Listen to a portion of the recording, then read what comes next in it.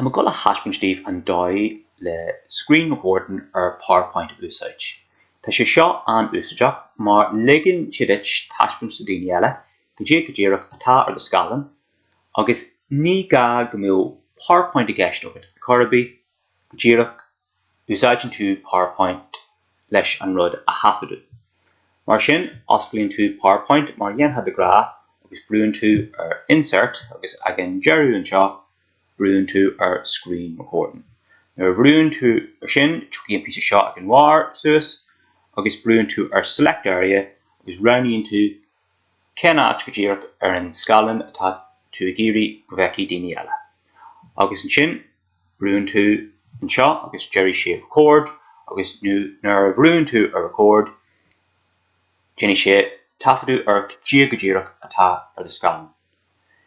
Tá sé seo iontu úsáideach mar is féidir leat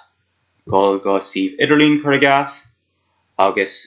is féidir leat bogaí mar seo agus feiceadh daoine eile go ddíreach atá ar do scáileán agus is féidir leat loirt ag an am chéine agus cluisigh daoine thu. Tá seo iontu mai agus is féidir leat gol fiú isteach ag code word agus rudí a scríú isteach agus arís loirt ag an am chéine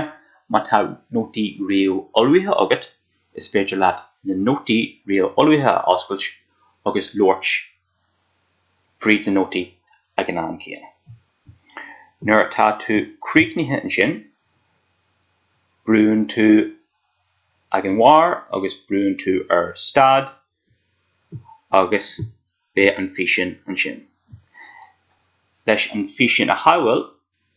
clicáileann tú ar yes agus brúann tú ar save media as agus is féidir leat an cód a thaibhil ar do ríomhre mar MP4 agus má tá Office 365 agat tá sé an first an físeán a roinnt le daoine eile brúann tú ar yes agus brúann tú ar share.